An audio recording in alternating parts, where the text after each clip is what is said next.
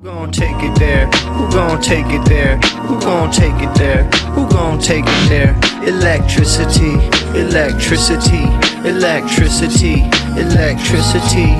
You know what's in the air. You know what's in the air. You know what's in the air. You know what's in the air. It's possibility. It's possibility. It's possibility. It's possibility. All right, so Joe Rogan had Theo on, and I noticed some clips going around from this already, because anytime Joe specifically talks about MAGA, Trump, but also Theo Von, especially when they're together, it kind of goes around in the circuit of people like, this is what Rogan said about MAGA. Rogan says MAGA's falling apart, that sort of thing. Any variety of that, including the commentary that I do. But what I think is interesting about it is Joe's consistent hedging, even though at this point with the war, it's gone, far beyond anything that even Joe now says that he supports. But you don't really see any type of shift in temperament. And that's because Joe's temperament and his attitude towards politics, which is significantly more right-wing now, has not changed. So that's really the core thing going on there that I think a lot of the Clippers miss when they pick out these moments of him talking about MAGA, because he is accurately viewing that, but he also is not shifting anything about his political orientation, as well as putting together a pretty out there worldview of what's like happening going forward. So I'll get into all that a little. But here, Theo Von is spiraling a little. He doesn't seem in the best shape mentally. He seems like this stuff is weighing on him, very neurotic. He definitely seems like it weighs on him that he played a part in this, or is a part of the sort of Trump matrix. And so a lot of this sort of spiraling that he does seems to be kind of dancing around that. And I think the most interesting pattern that I'm seeing here, which I am seeing some people picking up on, is the way Joe is kind of running interference in this conversation and almost kind of diverting Theo's attention when he gets on certain subjects. So here's the first clip of that. It's happened too fast, bro, and it's too much, and it starts to be like, is it being controlled? Dude, here's something that it's being controlled by a small amount of people, which is always scary. That's scary. It's always scary when a small amount of individuals have insane amounts of power and wealth. And that's what's going to happen with this AI thing, and that's what happened with tech. Like, look what happened with tech. With tech, the vast majority of the people that are involved were all like heavily left-wing, very progressive. But then didn't all those or half of those people move over to the other political party when Trump got elected? Like, you know what I'm saying? Like, Zuckerberg was on the left side. Bezos seemed like a very left-leaning guy. And then they're all just... So that's what made me start to think, oh, none of these guys are really on a side. There's this other third side that a lot of us can't see that is just kind of commandeering or fabricating or like infiltrating both sides. If I could hum a song right now, I'd hum the Pink Floyd song Money.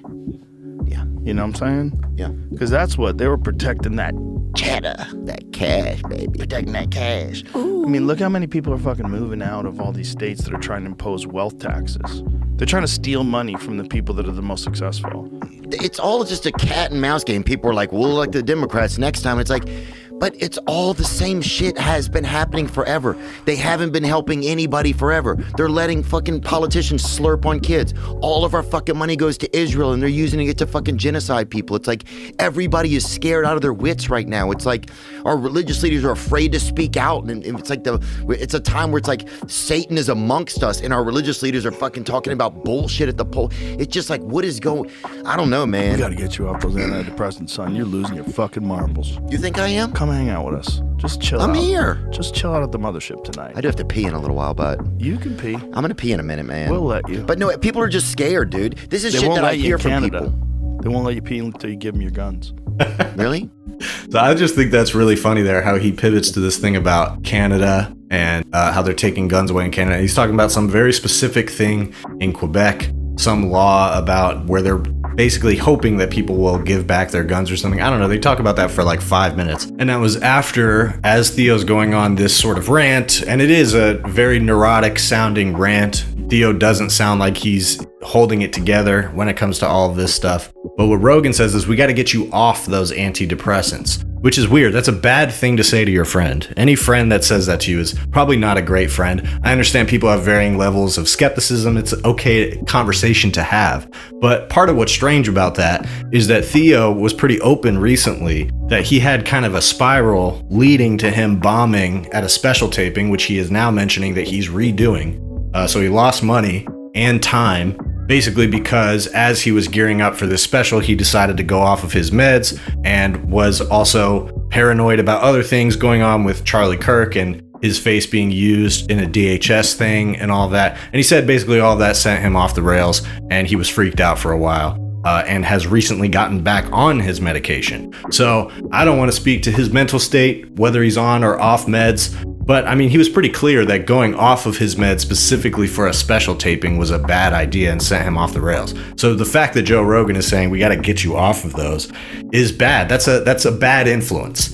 And then he diverts the conversation to this thing about Canada, which isn't very relevant at all. But Theo's popping off about his sort of neuroses surrounding what's going on. And he's actually, throughout this conversation, you see it at the beginning here, he's trying to track down something about the partisanship of America that has become a problem. And it's something that a lot of Americans are able to point to, including Joe Rogan sometimes, where you have these two parties and they both seem pretty captured. So while you do get some policy differences from the different parties, there are certain things that are so ingrained into the system and so ingrained into all of our way of life that it kind of doesn't matter which political party you go with. They're not willing to challenge those systems, the war machine being a huge one. And so Theo is correct that there is a common thread between the Democrats and Republicans that allow these things to happen. And it is something that we run up against over and over again, even with candidates who seemed hopeful like Barack Obama, etc. And that has led to a lot of the disillusionment of people politically in America. And they get at it a little bit here, which is about money, right? Like money in politics.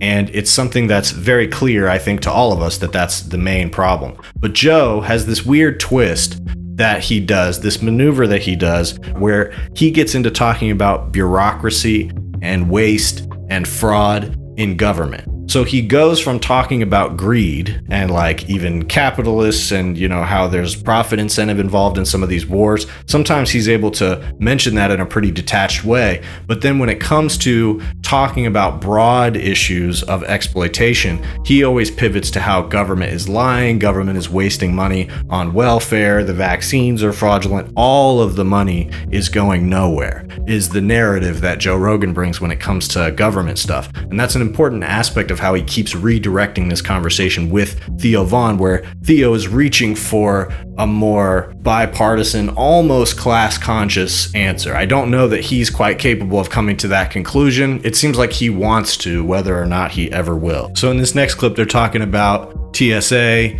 and you'll see how they make it more about fraud and waste. Like before, they're talking about all this useless money that the government's spending, but then now they're saying, oh, why aren't you paying the TSA workers? So here's that. But here's everything is fraud. You're starting to realize it's all fraud. Well, if it's not fraud, it's waste and it's bureaucracy. So they keep the money coming in, so they keep people working, but the people don't do anything. And dude, we can't even fucking keep the TSA workers. Dude, I fucking snuck a half handful of goldfish to a fucking TSA worker the other day, the edible ones, just to fucking keep them going, dude, out there. You gave them some goldfish? Yeah, they're not even getting paid. I know. They just started getting back pay. But still, recently. But the fact that that's like a... Crazy. Like that they're the least priority. Like, bro, flying is fucking super important, you dummies. Yeah. You want to keep the economy going? You got to let people fly around. Yeah. They got shit to do, man. You can't just fucking not pay the TSA people, you fucking idiots. How come you get paid? Yeah. How come you get paid? I'm just sick of this shit. And I'm sick of rich people not putting their fucking kids over in these wars and shit like that. Put your fucking honky ass kids up there. Let them go shed some fucking blood. Especially if you're asking for it. Especially if you're out there fucking bullshitting, dude. Put your fucking honky little fancy ass fucking kid up there, man. That shit makes me mad, bro. And even Bill Clinton said that about Netanyahu. Bill Clinton said Netanyahu wants war so he could stay in power. For sure, dude. People call him the yarmulke Hitler. That's what they call him. Who are these people? Everybody does. Which people? Countless. People? Huh? What are you saying? What do you mean, people? You talking about What are you talking about, black dog? folks? What No. are you saying? I don't know what you're saying. I don't know what you're saying. I don't know what you're saying. Okay. Let's not draw conclusions. Okay, yeah. Okay.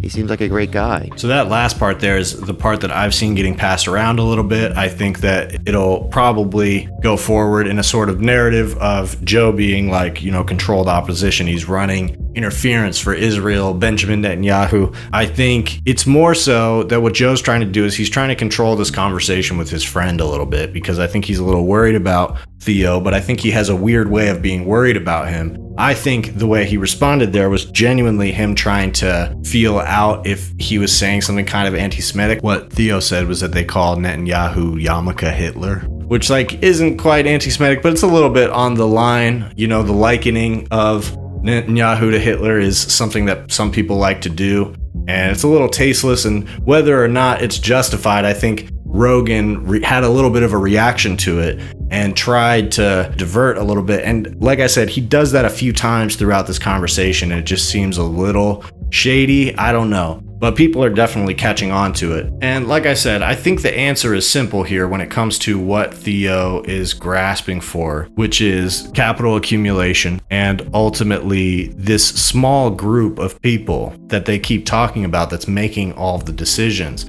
Joe continually tries to muddy the waters in terms of who we're talking about there. It's just the people who have the most money. That's all it is. And the question of reclaiming democracy is a pretty simple question of making it illegal for people to put certain amounts of money into the elections, but then also some type of redistributive program that will lessen the amount of inequality, tax people more, redistribute it into infrastructure and people lower in the income bracket. And I think a lot of people on a subconscious level, they want this. This is the outcome that they're seeking, that they're looking for, because there would be less money going into these wars and people want investment in the country. But then you run into this problem of the question of fraud. And so that's why they're talking about this so much, specifically the type of right-wing sources that want to put those narratives out there so that people like Joe Rogan will grab onto it. Because, when this next election comes around or in 2028, what they want people to be talking about when it comes to big investment projects, infrastructure projects, childcare, the type of thing that Democrats like AOC or other frontrunners are going to be talking about over the next couple years, they want to try to whittle down people's faith in the idea that government programs can do anything in the meantime as much as possible, so that when people inevitably become sick of Republican leadership and the type of policies like these wars that are familiar from the last time we had a Republican president before Trump and even Trump's first presidency, people are going to get sick of that. But if they are still buying into these narratives that Democrats specifically are wasting all of your money and it's going to these shady entities. So what it does is it restructures the power in the country, because you're saying it's not the capitalists who actually accumulate the wealth that have the power. It's the government entities that are moving that money. But the problem is there is no room for government corruption. There's no room for anybody in government to be doing corrupt things unless there's a profit incentive on behalf of the businesses that are on the outside of government. That's what corruption is. So the ability of those companies to build themselves big enough that they can distort and bully the government is the fundamental nature of this problem. And it's why no matter who gets elected into office, we keep running into these same issues of wars over oil, things that nobody is even let in on in terms of why we're doing it. Because ultimately the people who are controlling that conversation are the ones who have the most money to put into the election system, which is keeping the gravy train running on all this shit. So in this last clip, they talk a little bit about Palantir, and you can see some of Joe's dodginess and his particular way of trying to divert the conversation in different directions. He does it in a really interesting way here, as well as landing on one of the other clips that I think is going to be going around a lot, which is Rogan saying, "I can't believe we're doing this," etc., etc. So here's that. Well, drone warfare in general is crazy. It's crazy. And they've been using that, dude. In Gaza, there was a lot of I think it was a experimental grounds for a lot of insane new warfare type of possibilities. Well, a lot of it was traditional missiles, right? Yeah, but there's a lot of like we had a doctor one time podcasting, and he was saying that there were like bullets that had gone down a child, like just crazy, like shot down, like from a drone that's above them. Yes, like something in the air. And he said that there were drones in the air all day. You know, there's that Palantir company just keeping tabs on everything that was happening. And Palantir's involved in Gaza? Palantir was involved in Gaza, yeah. For sure? Mm-hmm. Put that into perplexity. Allegedly. So how does that work? They have like facial recognition and ID software, and that's scary. That's the shit that's just scary, dude. Because they have a huge contract to take care of all of America's. And you ever see that dude Alex Karp, the CEO of Palantir, the way he moves his arms around and squirms and talks? Yeah, it's very odd. Very odd. Like someone should tell him. People don't really behave that way. He looks like he was breastfed by a drone. Israeli government began using Palantir software in 2014. It significantly scaled up its partnership during the genocide in Gaza, which began in This is for sure a biased source, just by the way they phrase that. We bring together people of all faiths and backgrounds to challenge injustice and build peace around the globe. So maybe that's not the best source. I mean, it sounds like they have a good idea. It also sounds like they just put 4 words together that sounded great. Americans, friends, service. I read stuff like that and I go, what is that, a CIA-run company? There's more than one thing saying that Palantir is working in Gaza. Yeah, it just sometimes feels like your heart's broken. Like sometimes it feels like my heart's broken about stuff. What do you think is going to happen? You think we're going to be okay? I hope so. Of course. I don't know. Do you think about it? I'm confused. I can't believe we went to this war. When we started bombing Iran, I was like, this can't be true. And what about Lebanon now? I know. Israel's invaded Lebanon. Yeah. Yeah. And it's like, just fucking stop. Like, what do you need? Well, they're trying to, supposedly, they're trying to stop the terrorists. Yeah, that's crazy, though, if you're the fucking terrorist. You know what I'm saying? Like, if you want to stop them, fucking stand in front of the fucking mirror and start there. But also, what do I know? Yeah, so it's just weird how Joe's being towards Theo here, because I'll admit, Theo's definitely putting off some manic energy. So like I said, I think Joe's just kind of like sizing it up a little bit, trying to see where he's at. But I mean, truthfully, I listened to this whole episode, and the shit Joe is saying about where he thinks things are going and his theory on humanity at the moment sounds honestly way crazier than anything that's coming out of Theo's mouth. Theo is struggling to grapple with the horrors of current reality, horrors that he did in fact participate in, is actively participating in a way we all are. Joe is talking about weird theories about transhumanism and how autism is like some evolution of our society. He spends a lot of this episode talking about how the reason there's more autism cases is because eventually everybody's going to be autistic and all children are going to be born with autism, and that's the direction humanity's going. I mean, Joe is his worldview, I think, because people have allowed themselves to believe in such a sci-fi premise when it comes to AI. I think in the case of Joe, his worldview is metastasizing into something that's like just very out there. Aliens incorporated into it and all that. And he's been talking about that stuff for years, but it's really becoming a crystallized worldview. And I think that he is much more comfortable talking about that kind of stuff and trying to talk about conspiracies that point towards that than any type of relationship between capital and government and labor and, you know, what people are doing in their everyday lives, what the government is doing. That's what Theo is so distraught about here, is that he can't believe life is going on as normal while these things are going on overseas. That is a very normal, very sane perspective, trying to figure out what to do next. And I think there's a lot of people out there that are feeling that. Not saying Theo is, you know, 100% good example. I think he, at some parts of this, seems a little performative, frankly. But at the same time, I think, you know, the reason I talk about these guys is because I do think they represent how a decent amount of people are thinking. So it's just important to be aware of that. Because, like I said, if we're going to recapture the political narrative and go in a direction that's more like, let's invest in some of these problems, solve some of these problems, we're going to run up against this stuff about fraud and questions about how are you going to do expanded welfare, UBI type programs in a way that is efficient and that, you know, people can get on board with, at least enough that it goes through. You know, that's going to be a real question that comes up. So it's just important to think about, not in terms of pleasing what the Theo Vons and Joe Rogans think they want, but I do think that Americans' aversion to public investment is a huge obstacle, and it's going to be one that there are opportunities in the near future to overcome. When Israel owns both parties, hundreds of thousands of innocent lives are ended. And what's interesting to me is how many people can see that and get that through their heads. It's kind of amazing. A couple years ago, if you would have asked me what I had thought that this many people would see the side of the Palestinians, I would have thought there's no chance.